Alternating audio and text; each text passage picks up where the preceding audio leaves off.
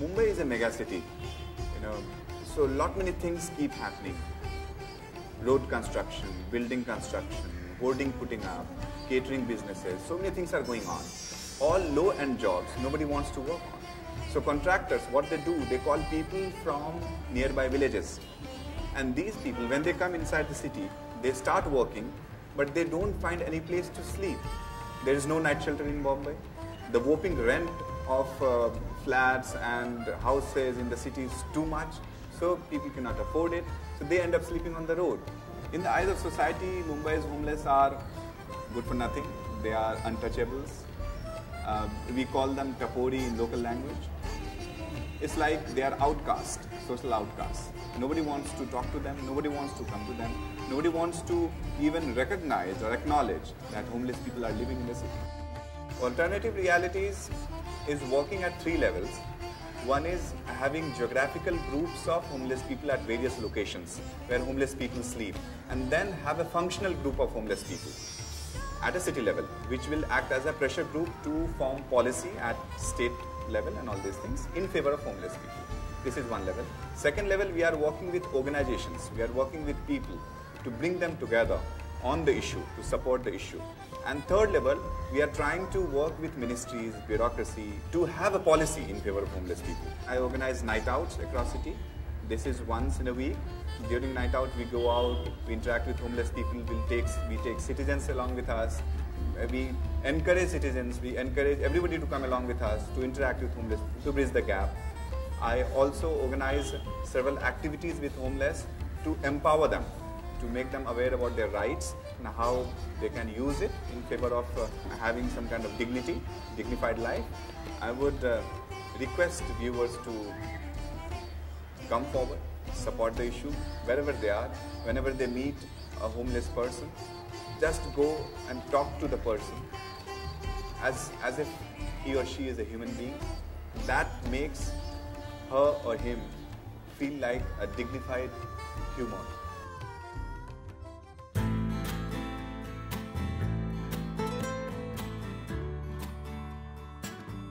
There are 250 women in the red light district.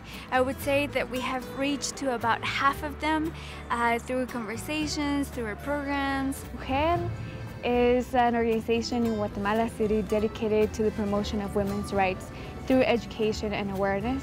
We empower women sex workers to become politically and socially active by creating programs that range from literacy to vocational training and emotional development. I was curious about the women, so I wanted to really get to know them, and I had heard of Las Estrellas de la Línea, the Stars of the Railroad. Tania and I, my co-founder, came with the idea of starting a literacy project. It was a very naive idea. We realized when we met the women, they didn't want that. They were constantly asking when we were going to go home. And so it was through these relationships. We kept visiting them and visited them and making friends with them. And they started to tell us that they wanted to learn how to read or write, or they wanted to learn to take a beauty class. And so that motivated me to start MORAGA.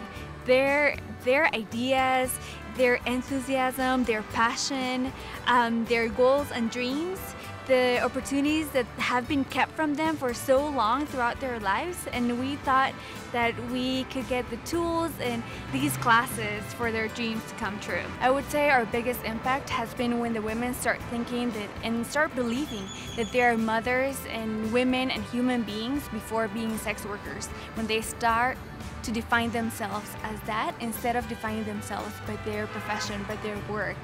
I would say that that's our biggest impact, when they start to see the value of an education, or when they start to see the value of having a friendship outside of their work, and when their world starts to grow in the sense that they have realized that they have relationships outside of sex work.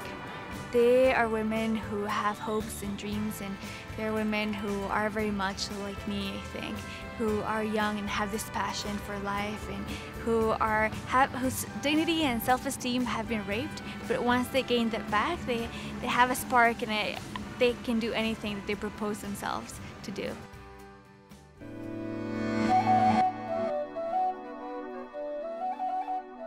I started the Australian Youth Climate Coalition because there were a lot of organisations in Australia that were working with young people but not directly I guess, addressing the issue of climate change. And as a young person, it really affects my future, it affects all of our futures.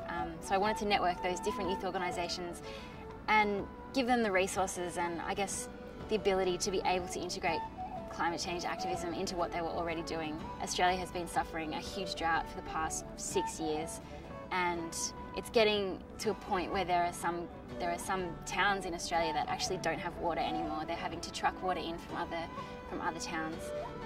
I come from a farming family. My uncle is a cattle farmer and a wheat farmer, and they have to hand feed their stock now because there's just not enough vegetation growing on the ground because there's no rain.